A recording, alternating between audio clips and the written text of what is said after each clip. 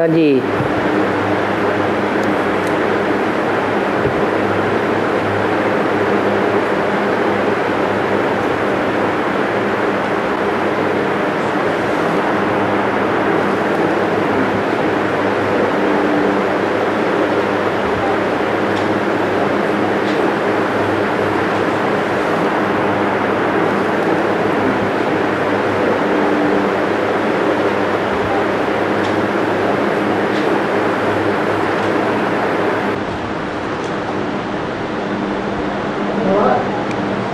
मुरली कौन पढ़ता है? मुरली हाँ, कौन पढ़ता है? और नक्शा कौन देता है? और याद कौन दिलाता है?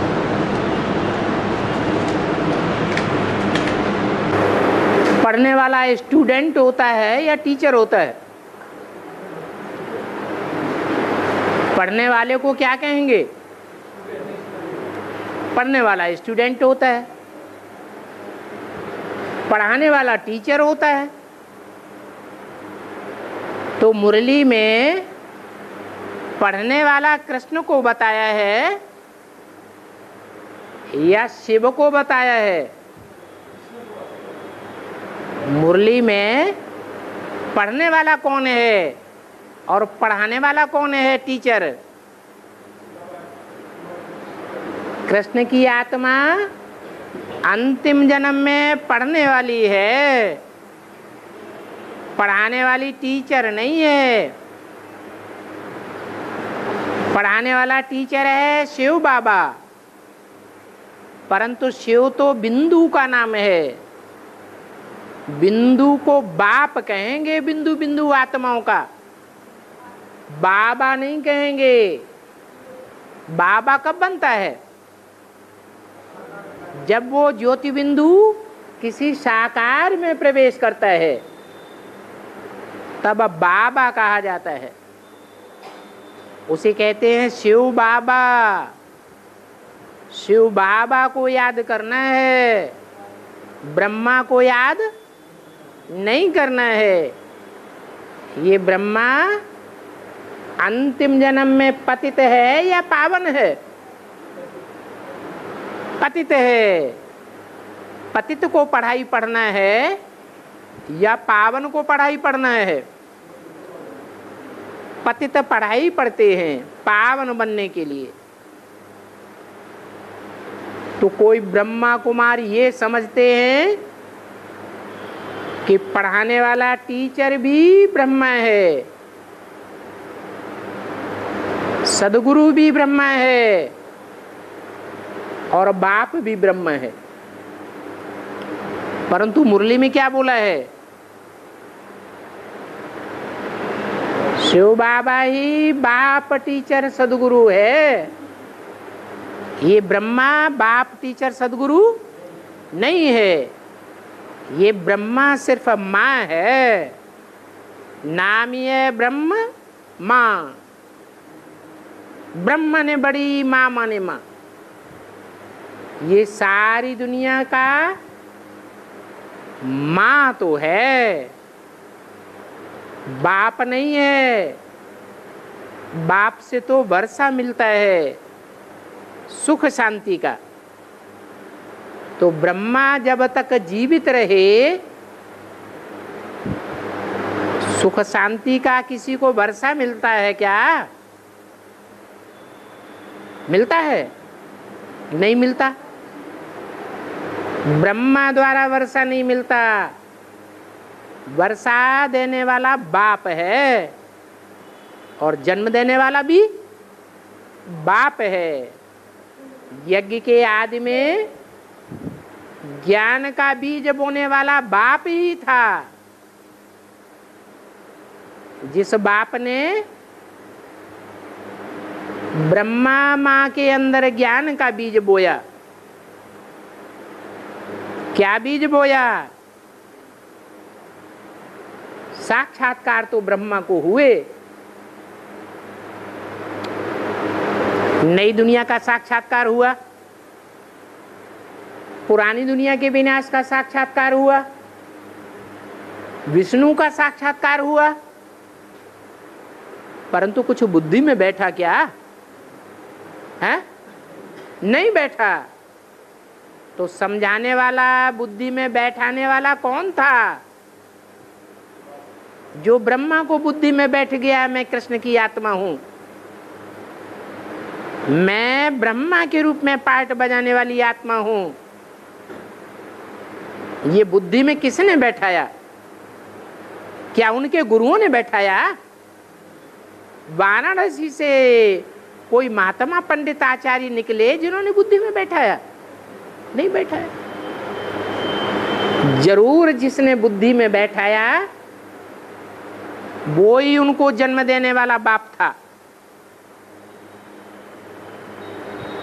बुद्धि में बैठाया कि मैं कौन हूं, हु एम आई। पहले पहले अपनी आत्मा का सही परिचय किसकी बुद्धि में बैठा?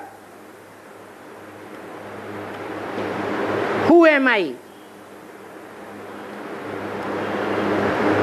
इस जन्म में हु एम आई और अगले जन्म में हु एम आई, किसकी बुद्धि में बैठा? इस जन्म में मैं ब्रह्मा का पार्ट बजाने वाली आत्मा हूं, ब्रह्मा हूं, और अगले जन्म में कृष्ण का पार्ट बजाने वाली कृष्ण की आत्मा मैं ही हूं। तो आत्मा का परिचय किसने दिया? वो ही है बाप। ब्रह्मा का बाप कौन? मुरली में आज पूछा। पूछते हैं तो बताना चाहिए ना। बताने वाले की बुद्धि में बैठा होगा तभी तो बताएगा। तो ब्रह्मा का बाप कौन है? शिव। शिव कैसे बोलेगा? शिव तो बिंदी को कहा जाता है। जरूर बिंदी को इस शरीर में प्रवेश करके बताया होगा कि तुम कृष्ण की आत्मा हो। तुम्हारे साक्षात्कारों का ये मतलब है कि तुमको इस जन्म में ब्रह्मा के रूप में पार्ट बजाना है और सत्युग के आदि में तुम्हें कृष्ण के रूप में जन्म लेना है। ये आत्मा का परिचय किसने दिया? शिव बाबा ने किसी के द्वारा दिया होगा ना। जरूर प्रजापिता के द्वारा दिया। तो वो बाप भी है, वो टीचर भी है। और ब्रह्मा ने 69 में शरीर छोड़ दिया तो क्या सदगति हो गई? साकार शरीर की सदगति हो गई कि सूक्ष्म शरीर के बंधन में आ गए हैं? सूक्ष्म शरीर के बंधन में आ गए। शरीर की भी सदगति नहीं हुई, आत्मा की भी सदगति नहीं हुई। तो आत्मा की सदगति कौन करेगा? कोई निमित्त बनेगा या नहीं बनेगा?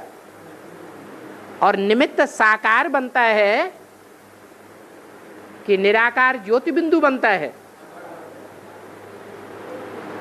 वो साकार कौन? जो पहले अपनी आत्मा की सदगति करे।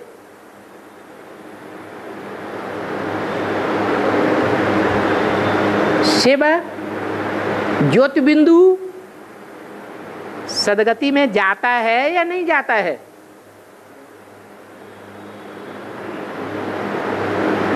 हैं? उसे जाने की जरूरत ही नहीं। वो कभी दुर्गति में जाता है क्या? उसकी तो बात ही नहीं। जो दुर्गति में जाता है वो ही सदगति में जाता है। तो पहले पहले दुर्गति में कौन जाता है? हैं? पहले पहले दुर्गति में जाने वाला कौन?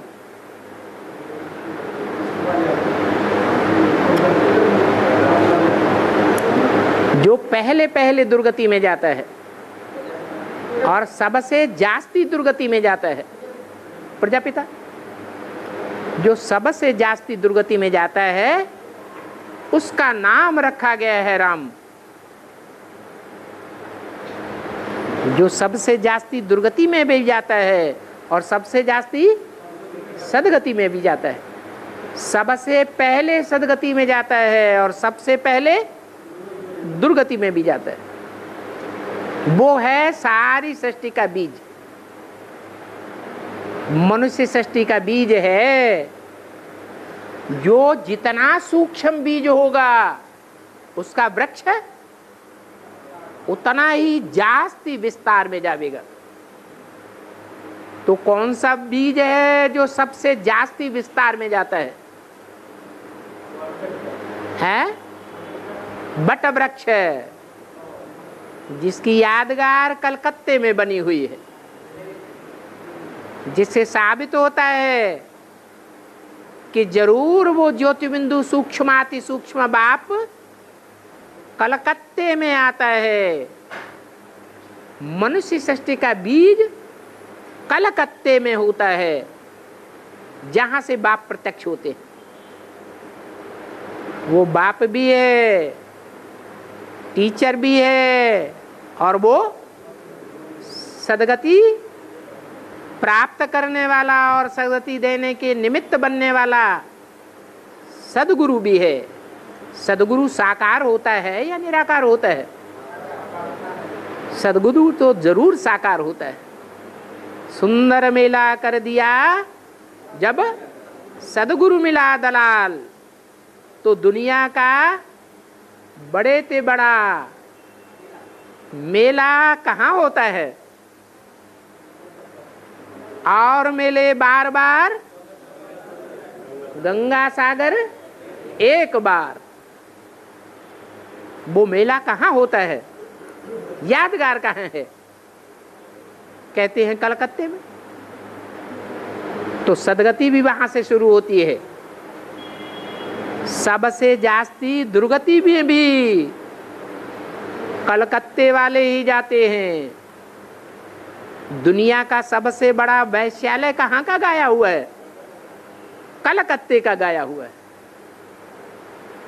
तो ये राज है कि एक ही बाप है, जो बाप भी है, टीचर भी है और सदगुरु भी है। ब्रह्मा को बाप, टीचर, सदगुरु नहीं कह सकते। वो बाप भी नहीं है, व्याख्या देने वाला मुरलियों का टीचर भी नहीं है, और सारे संसार की आत्माओं की सदगति करने वाला सदगुरु भी नहीं है। पहले तो मन बुद्धि रूपी आत्मा की सदगति होनी चाहिए। मन बुद्धि आत्मा की सदगति हो तो मन बुद्धि मनन चिंतन मंथन में लीन होगी या जड़ बुद्धि होगी? पत्थर बुद्धि होके रहेगी। आत्मा की सदगति की निशानी क्या है? आत्मा के सदगति की निशानी है कि मन बुद्धि मनन चिंतन मंथन में लगी रहे और ईश्वरीय मनन चिंतन मंथन में रहे, ईश्वरीय सेवा के मंथन में रहे, नई दुनिया की प्लानिंग में मंथन में मस्त रहे, या दुर्गति की बातों में मस्त रहे। किसको सदगति कहेंगे? नई दुनिया के मनन चिंतन में मंथन में मस्त रहने वाली आत्मा को क्या कहेंगे? सदगति वाली आत्मा। तो मंथन, मनन और चिंतन वो भी गलत रास्ते पर नहीं, दुष्ट संकल्पों के आधार पर नहीं। भगवान ने जो ज्ञान दिया है, जो श्रीमत दी है, उस श्रीमत के आधार पर सत चिंतन में रहने वाली आत्मा, सत संकल्पों में रहने वाली आत्मा, उसे कहेंगे सदगति के रास्ते पर जाने वाली आत्मा।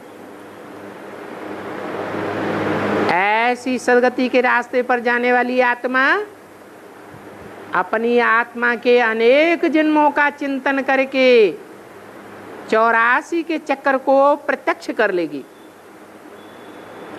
पहले आत्मा का सदगति, फिर शरीर की सदगति होगी। अगर आत्मा सत्संकल्पों के मनन चिंतन मंथन में मस्त नहीं रहती है तो शरीर के 5 तत्वों की सदगति हो सकती है? नहीं हो सकती। पहले आत्मा की सदगति, फिर 5 तत्वों वाले शरीर की सदगति। क्या पूछ रहे थे? हाँ। और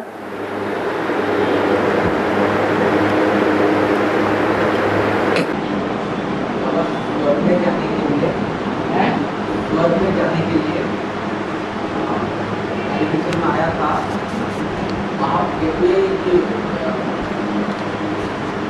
महाभारत जैसे महाभारत तो महाभारत की जो व्यक्ति बोला प्रजापिता वाली आत्मा है, प्रजापिता वाली आत्मा को महाभारत महाभारत है, प्रजापिता वाली आत्मा को महाभारत। हाँ, पूरी बात कर लो पहले। तो उसमें से रावण बोला तो द्वार क्यों नहीं खुलता? तो रावण बोला वो ब्रह्मा संकल्प क्यों नहीं करता कि वो द्वार खुले? तो बाबा ये जो स्वर्ग में जाने के लिए 2 द्वार बाबा ने जिक्र किया, वो कौन से बाबा है? स्वर्ग में जाने के लिए बाबा ने 2 द्वार का जिक्र किया है वार्तालाप। तो वो 2 द्वार कौन से हैं? एक स्वर्ग का द्वार, एक नरक का द्वार। Gateway to heaven is Mahabharat. Mahabharat ही स्वर्ग के द्वार खोलता है। और भारत किसका नाम है? भा अर्थात ज्ञानी की रोशनी में रत रहने वाला, लगा रहने वाला, उसका नाम पड़ा भारत। और छोटा मोटा भारत नहीं, महाभारत। तो महाभारत नाम है तो छोटा युद्ध करता होगा या बड़ा युद्ध करता होगा? छोटा संघर्षमय जीवन होगा या बड़ा संघर्षमय जीवन होगा? ये महाभारी महाभारत युद्ध में डरने वाले स्वर्ग के गेट में पहले जाएंगे या बाद में जाएंगे? हैं? वो बाद में जाएंगे। और जो इस सच्चाई का युद्ध लड़के आगे आगे जाएंगे, हिम्मते बच्चे तो मदद बाप बनेगा। वो 21 जन्म का पूरा सुख का वर्षा लेंगे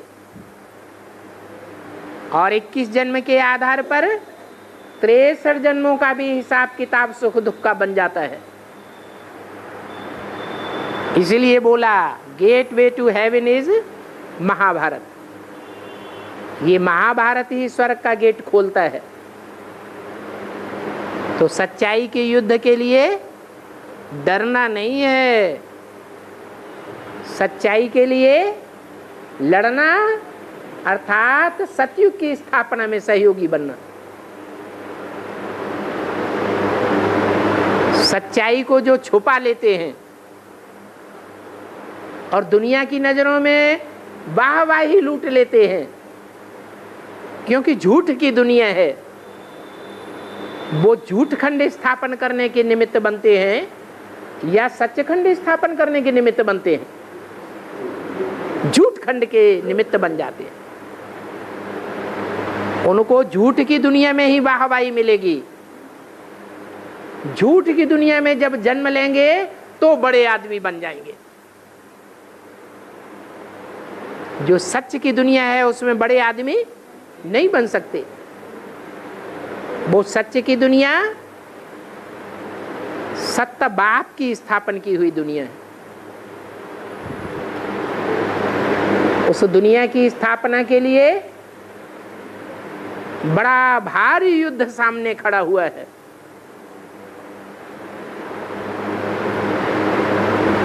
दुनिया में दो देशों की लड़ाई होती है।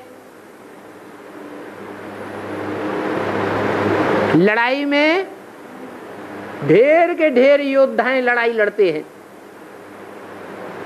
लड़ाई लड़ते लड़ते जो विजयी होते हैं, बच जाते हैं, युद्ध करते करते विजय को पाते हैं, उनका ऊंच पद बनता है या नीच पद बनता है? हैं? ऊंच पद बनता है। ये परंपरा कहां से पड़ी? ये ब्राह्मणों की संगमयुगी दुनिया से ही परंपरा पड़ी,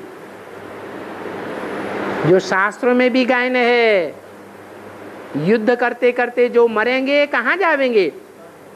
स्वर्ग में जावेंगे। यहां शरीर से मरने की बात नहीं है। कैसे मरना है? देहभान से मरना है।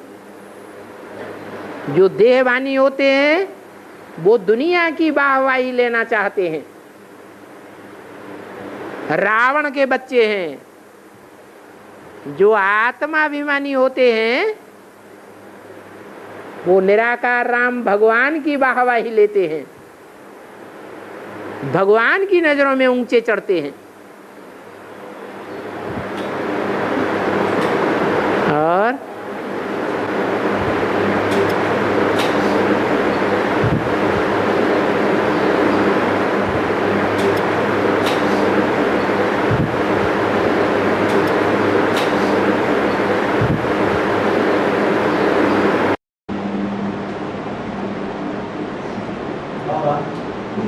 जन्मभूमि कभी कंप्लीट का है, कभी आमदारू का है।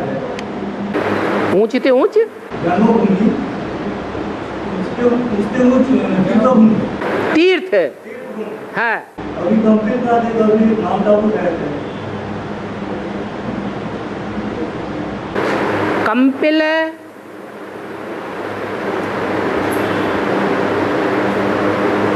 बीज रूप आत्माओं के लिए है या सारी दुनिया की आत्माओं के लिए है?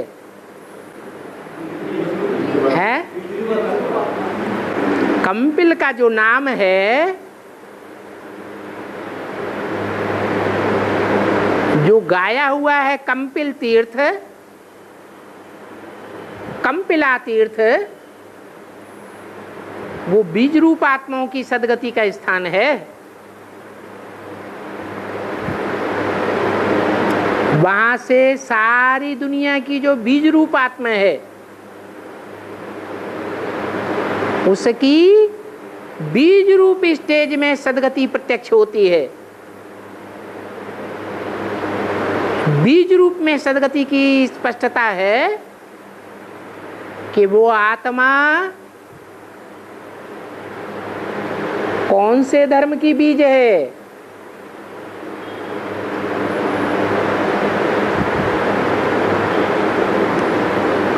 पहला अव्वल नंबर का धर्म कौन सा है? आदि सनातन देवी देवता धर्म। आदि सनातन देवी देवता धर्म का बाप कौन है? इस्लाम धर्म का बाप इब्राहिम, बुद्ध धर्म का बाप बुद्ध, क्रिश्चियन धर्म का बाप क्राइस्ट। तो आदि सनातन देवी देवता धर्म का भी कोई बाप होगा या नहीं? कौन है? सनत कुमार। क्योंकि धर्म का नाम धर्म पिता के नाम पर पड़ता है, तो उस बीज रूप आत्मा को उसी स्थान से ये बुद्धि में बैठता है कि मैं ब्रह्मा का पहला पुत्र, बड़ा पुत्र सनत कुमार हूं, जिसको आदि सनातन देवी देवता धर्म की स्थापना का कार्य करना है। ये प्रत्यक्षता कहां से होती है? वो बीज कहां से प्रत्यक्ष होता है? ये कंपिल तीर्थ है, जिसका नाम कपिल मुनि के आधार पर पड़ा है। जो कपिल मुनि गंगा सागर में दिखाया गया है।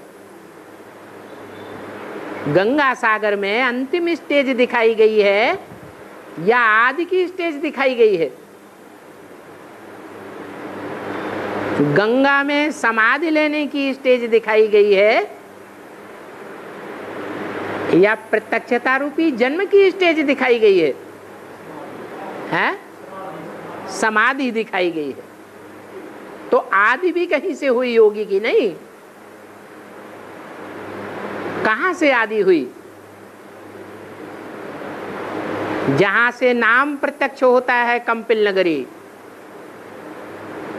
किसकी बसाई हुई नगरी? कपिल मुनि की बसाई हुई नगरी।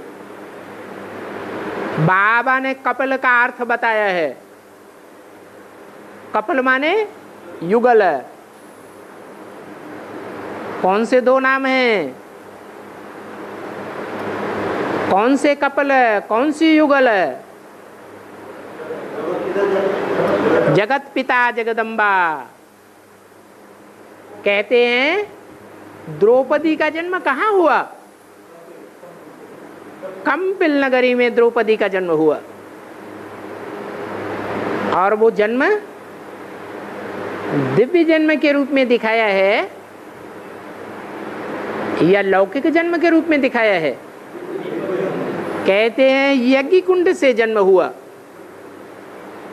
वो या ज्ञान का यज्ञ कुंड है। ज्ञान के यज्ञ कुंड से द्रौपदी प्रत्यक्ष हुई, जिस द्रौपदी के लिए सारी दुनिया ने उंगली उठाई कि ये नैया डूब जाएगी। और बाबा ने क्या कहा? नैया हिलेगी डुलेगी लेकिन डूबेगी नहीं।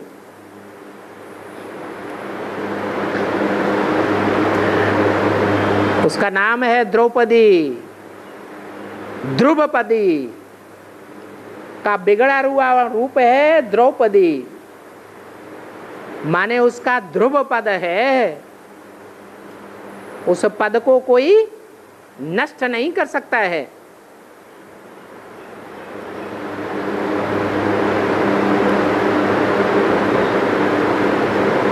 तो कंपिल नगरी षष्ठी के जो बीज हैं, रुद्रमाला के दो मुख्य मणके हैं। कौन?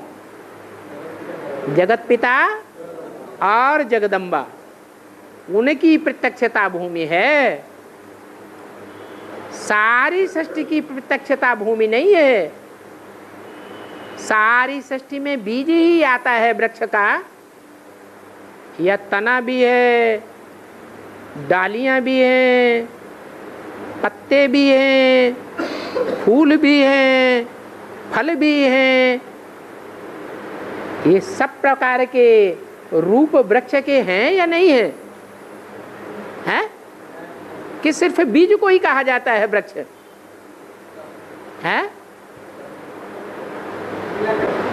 गीता में तो कहा गया है नाहं तेषु ते मयि। क्या? मैं उनमें नहीं हूं लेकिन वो सब मेरे में हैं। क्या सब मेरे में हैं? वो पत्ते, वो टहनियाँ, वो फल, वो फूल मेरे अंदर हैं, लेकिन मैं बीज उनके अंदर नहीं हूं। तो इस आधार पर कहा है कि कंपिल बीज रूप नगरी है, जहां से बीज बाप प्रत्यक्ष होता है। बाकी सारी दुनिया का सदगति का स्थान कौन सा है?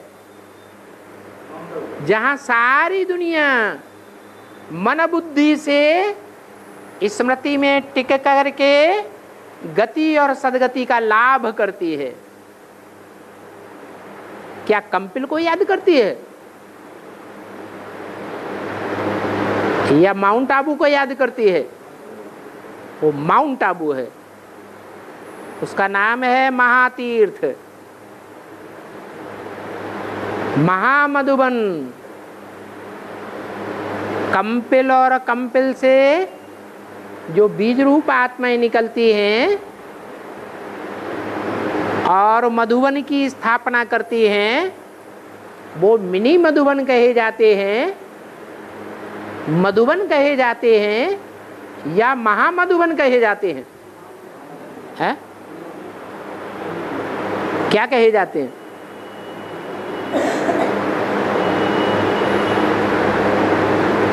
महामधुबन या मिनी मधुबन? है? कंपिल से जो आत्माएं निकलती हैं फर्रुखाबाद से, मिनी मधुबन।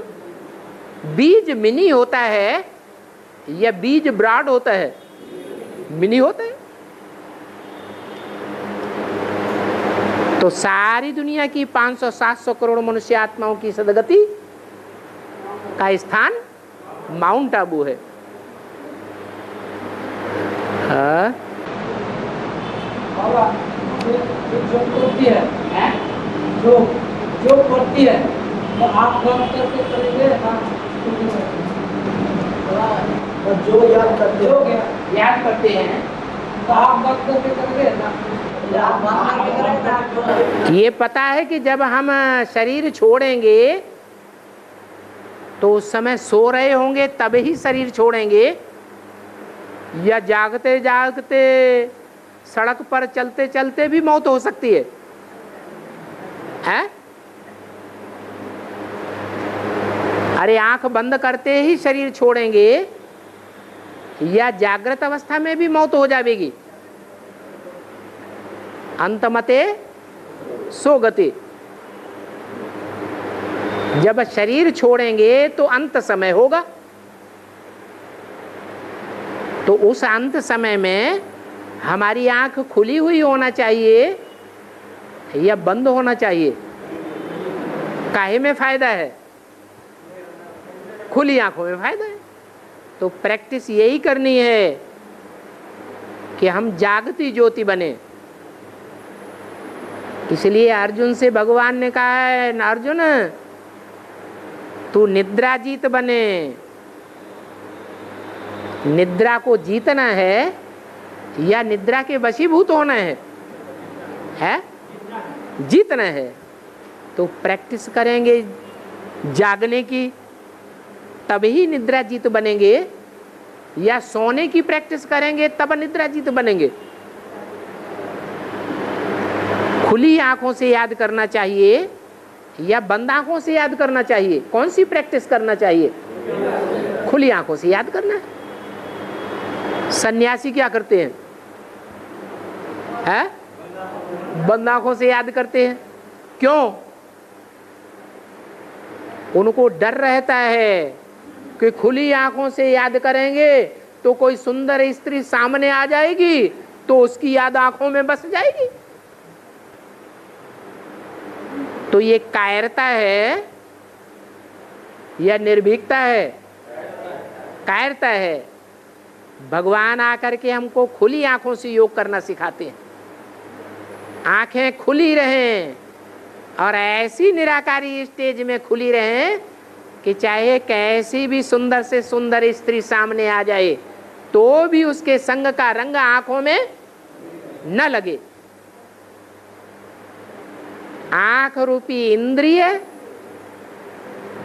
अपना भोग ही न भोग सके, ऐसी परमात्मा की याद की अभ्यास स्मृति पक्की हो जाए तो खुली आंखों से ही याद करना अच्छा है। बंद आंखों से याद करना सन्यासी सिखाते हैं। और काचा देवता पाका देवता मतलब काचा देवता और पाका देवता कैसे मानते हैं? काचा देवता पक्का देवता, पक्का ब्राह्मण पक्का देवता बनेगा, और कच्चा ब्राह्मण होगा तो कच्चा देवता बनेगा। पक्का ब्राह्मण कौन कहा जाता है और कच्चा ब्राह्मण कौन कहा जाता है? पक्का ब्राह्मण वो जो ब्रह्मा के मुख से निकली हुई वाणी को 100% पक्का पक्का फॉलो करता है, वो है पक्का ब्राह्मण। और कच्चा ब्राह्मण वो जो ब्रह्मा के मुख से निकली हुई वाणी को फॉलो ही नहीं करता, ब्रह्मा के शरीर को फॉलो करता है, ब्रह्मा के फोटो को याद करता है, ब्रह्मा की देह के मिले हुए सुख को याद करता है, ब्रह्मा की गोद को याद करता है। जो ब्रह्मा की गोद को याद करेगा, गोद माने कुख, कुख को याद करेगा, वो कुखवंशावली ब्राह्मण है या मुखवंशावली ब्राह्मण है? कुखवंशावली ऊंचा होता है या मुखवंशावली ऊंचा होता है? मुख ऊंचा होता है और कोख नीचे होती है। जो कुखवंशावली ब्राह्मण है वो द्वापर युग से कन्वर्ट हो जाएंगे। इसलिए बोला है कि विष्णु की पेट और विष्णु की जंघाओं में द्वापर बसता है। कोख कहाँ होती है? कोख माने गोद। गोद मनुष्य के शरीर के अंगों में ऊपर का हिस्सा है या नीचे का हिस्सा है? नीचे का हिस्सा है। वो नीच ब्राह्मण बनते हैं, नीची कुरी के ब्राह्मण हैं। और जो मुखवंशावली है वो ऊंची कुरी के ब्राह्मण हैं। ब्रह्मा की औलाद तो सब हैं, ब्रह्मा की औलाद को ब्राह्मण कहा जाता है, लेकिन कोई है पक्के ब्राह्मण और कोई है कच्चे ब्राह्मण। जो पक्के ब्राह्मण हैं तो पक्के देवता बनते हैं, पूरे 84 जन्म लेने वाले। और जो कच्चे ब्राह्मण हैं वो कच्चे देवता बनेंगे। कितने जन्म लेंगे? 84 जन्म लेंगे या कम जन्म लेंगे? कम जन्म लेने वाले कम कलाओं वाले देवता बनेंगे। जो कम कलाओं वाले देवता बनेंगे वो द्वापर युग से कन्वर्ट हो जाएंगे। अभी प्रैक्टिकल में देखने में आता है या नहीं आता है? बन रहे हैं या नहीं बन रहे हैं? हैं? बन रहे हैं। जो पक्के मुखवंशावली हैं वो ब्रह्मा के मुख से जो निकले हुई मुरली के महावाक्य हैं उनको ही फॉलो करते हैं, उन पर ही अमल करते हैं। और जो कच्चे ब्राह्मण हैं वो मुरली के महावाक्यों की परवाह नहीं करते, किस आधार पर चलते हैं? उन्हें ब्रह्मा की गोद ही याद आती है, अथवा जिन्होंने ब्रह्मा की गोद ली है उन ब्रह्मा कुमार कुमारियों के आधार पर चलते हैं, तो वो कुखवंशावली कहे जाते हैं।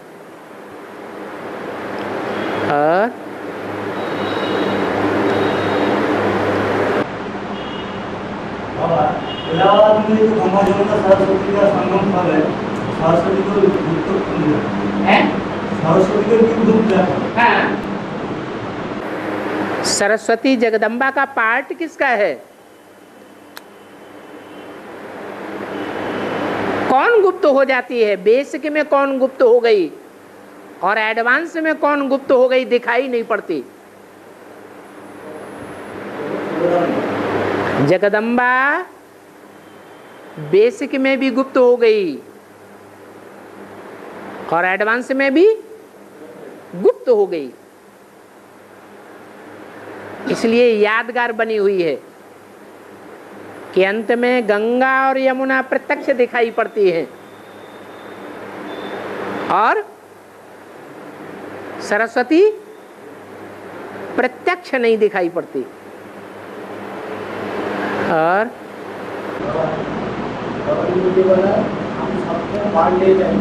हम सबको पार ले जाएंगे। हाँ,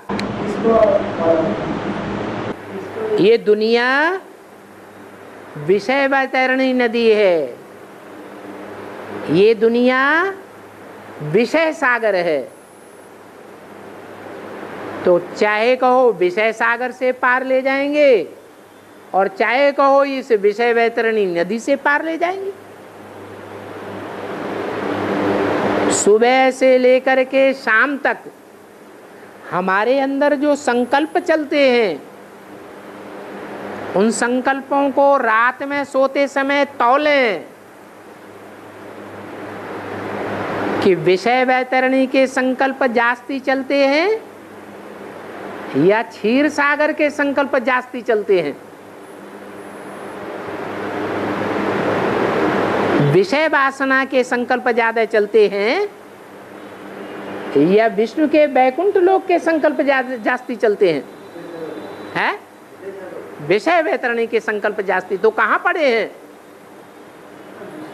विषय सागर में या विषय वैतरणी नदी में पड़े हैं या क्षीर सागर में पहुंच गए? बाबा तो कहते हैं क्षीर सागर है पावन और विषय सागर है पतित।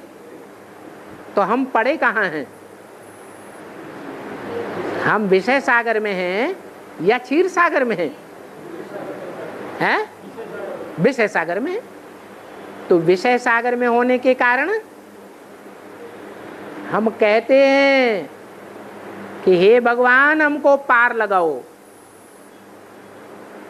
ये आत्मा बिठैया है, ये शरीर नवैया है, इस नवैया में ये आत्मा बैठी हुई है। भगवान बाप जिसे हम आत्मा में याद करते हैं कि जैसे हम आत्मा बिंदु वैसे परमपिता परमात्मा भी ज्योति बिंदु, वो ही हमारा खिवैया है। वो इस नवैया को पार ले जाए, आत्मा को भी पार ले जाए। तो जिनकी आत्मा और शरीर रूपी नैया दोनों पार जावेंगी, उनको प्रैक्टिकल साकार में बाप मिलता है। कहेंगे विषय वैतरणी नदी से पार ले जाने वाला बाप है।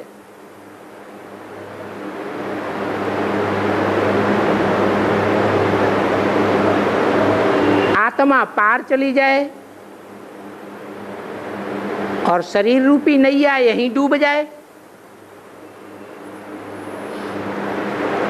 तो खिवैया बाप पूरा मिला या अधूरा मिला? क्या कहेंगे? हैं? अधूरा मिला। हमको ऐसा बाप मिला है जो पक्का धोबी है, पक्का खिवैया है। ऐसा धोबी है जो हमारे शरीर रूपी वस्त्र को भी पार लगावेगा।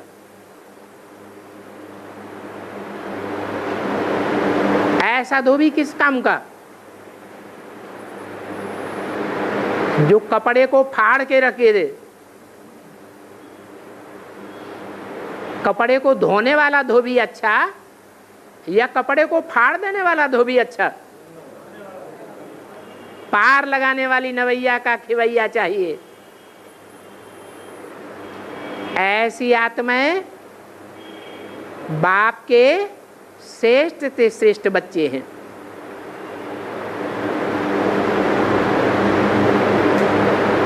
जिनको दुनिया ऊंची स्टेज से देखती है, ऊपर की नजर करके देखती है, तो कितने बच्चे हैं जिनको ऊंची नजर से सारी दुनिया देखती है। 9 लाख सितारे हैं जो ऊंची नजर से देखे जाते हैं। वो भक्ति मार्ग में दुनिया जिन सितारों को देखती है वो आकाश के सितारे हैं, जड़ सितारे। ज्ञान मार्ग के जिन सितारों को दुनिया देखेगी विनाश के टाइम पर ऊंची नजरों से देखेगी, वो धरती के सितारे हैं। वो धरती के सितारे हम बच्चे हैं। अभी गुप्त हैं, आगे चल करके प्रत्यक्ष हो जाएंगे। सारी दुनिया के करोड़पति अरबपतियों को, बड़े से बड़े राष्ट्रपतियों को, बड़े से बड़े प्रधानमंत्रियों को ऊंची नजर से नहीं देखेगी। किसको ऊंची नजर से देखेगी? हम बच्चों को ऊंची नजर से देखेगी। क्यों? क्योंकि दुनिया में सब धंधों में नुकसान होने वाला है। सब धंधों में है नुकसान सिवाय एक ईश्वरीय धंधे के। ईश्वर इस समय जो धंधा सिखाए रहा है ज्ञान रत्नों का, वो धंधा जो करने वाले बच्चे होंगे उनको सारी दुनिया ऊंची नजर से देखेगी। वो 9 लाख सितारे हैं जो ऊंचे ते ऊंचा धंधा करने वाले हैं। दुनिया में भी ऊंचा धंधा कौन सा माना जाता है? हैं? नहीं, दुनिया में ज्ञान के धंधे को ऊंचा नहीं मानते हैं। हैं?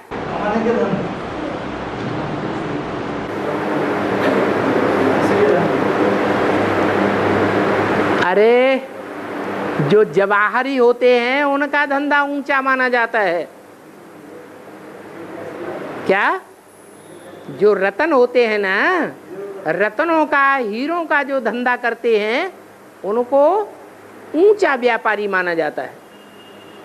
वो है जड़ रतन और यहाँ है चैतन्य ज्ञान सागर के बच्चे